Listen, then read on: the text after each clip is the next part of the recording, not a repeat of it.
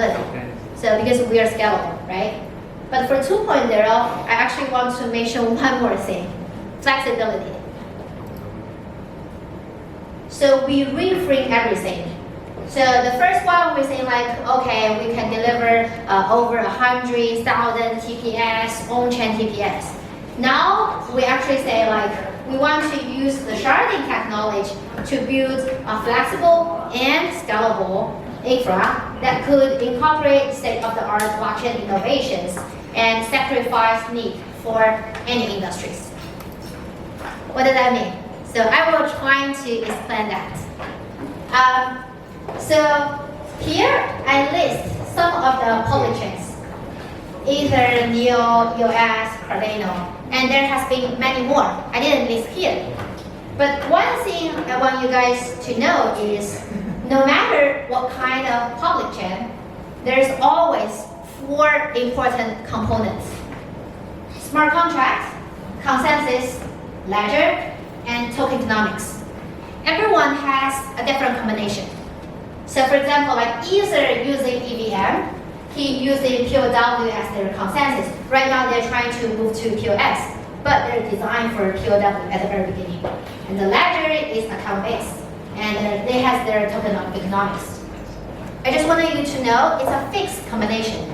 It's the same thing for any public chain. So everyone thinks like, this is the right way for the blockchain future, so that's why I'm going in that direction. Even the newly came out ICO project, they have their preferred consensus, preferred smart contract, or whatever. But one thing is, it's fixed. So they're designed for that, and they think that's the right way. They believe that's the future. For us, if you ask me what will the technology be in 1 or 2 years, probably 1 year I know, but 2 or 3 years, it's really hard for me to answer. So we do want to design a flexible infra. What does flexible mean? So each shard, when I say shard, it means blockchain. Remember, we're sharding. We have different blockchain. So each shard, you can choose whatever smart contract you want. You can also choose whatever consensus you want. You can also choose ledger, and you can define your own tokenomics. What does that mean? So say like today, okay, we're fixed. We're like Ether. But right now, Ether trying to move from POW to POS. They think they don't want to have this consensus. They think POS is better. It's so hard for them because they're designed for that. It's fixed. For us, today, we think there is a new consensus come out. It's so fantastic. We're easily to change that because we design as a flexibility in the infra. The same thing for smart contracts. So everyone thinks like EVM is great at this moment. What if in 1 year or 2 years, there's like a better one to come out? So does that mean I'm get lost, I'm left behind? I have to create a new public chain to prove that, okay, I'm advanced, I'm not get left. No, we don't need to do that. We just add 1 more shard, and that shard using the new EVM. So let's just go to the next page. It's more clear. That's what I mean. So QuarkChain's design is 2-layer. We always have a root chain. The root chain doesn't do any transactions. The root chain is only to protect the security. It has enough hash power. And then, so this is the first shard. Say for this shard, so they like EVM, they like POW, they like account-based, like as a ledger. And then for shard 2, say like, okay, I don't like that. I want to use depose. Okay, fine, just use depose. And then they're like, okay, for us it's okay. For shard 3, it says like, I don't even want to use CVM. There's like a more advanced smart contract. Let's say just call it XVM. Yeah, fine, just use that. So in that way, if there's like new technology came out, we're not left behind. We're flexible to adapt to that. So that's really important. Let's go to it. That's another, just explain more. So for shard 1, like I mentioned before, EVM POW account-based, it looks very similar, right? Because that's how Ether is designed. Ether is exactly designed like that. So it means shard 1 can support any DApps run on Ether right now. And then there is another chain. So for example, there's like some decentralized exchange chain. They're like, I don't like POW because I'm decentralized exchange. So I definitely want a faster consensus. Also, I need to have more information in my ledger. For example, order book. Order book is not supported for other industry because for other industry, that's not the need for them. But for the decentralized exchange, say like this chart, it's very essential for them. Talking about that, so I want to spend a little bit more time about the vertical public chain.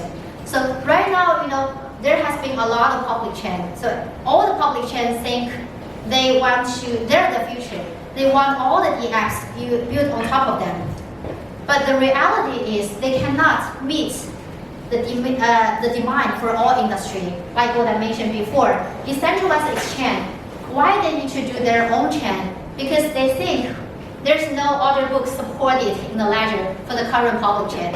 For the gaming industry, they have like other needs as well. So they're like, okay, I don't want to do like DApps. The DApps cannot control the tokenomics, cannot control their consensus or whatever. We need to do a vertical public chain. But the problem for vertical public chain is you need to spend so many effort. You need to solve the infra problem like what we did because our team is only solving the infra problem. They also need to develop a lot of things for their vertical leads. So they have to spend so much effort. But if they work with us, say like they just implement in some shards, so they can leverage our whole infra. They don't need to worry about the TPS, the storage, and everything. They only need to focus on their industry needs. And they can also define any EVM, consensus, ledger, anything they like what I mentioned before. So if you are a decentralized exchange chain, it's also a public chain. They can just use like EVM or POX or UTXO, so as a shards. So that's what I mean by flexibility. So basically, we don't want to have a fixed solution for everything, like many public chain has. So all the public chain, they think, okay, if we have to use EVM, or we have to use like other smart contract, or like we are fixed on like POW, or we're using depots, or like account-based, and even for the token economics. So this is fixed. I think this is a feature. Let's just only go this way. But we never know what will happen in the future, and we never know what is the demand for any industry. So that's what we're really trying to solve. And I want to spend a little bit more time for token economics. Let's just go to the next page. So everyone knows if you're trying to do ICO on Ether, so the token is smart contract-based token. We call it ERC20 token.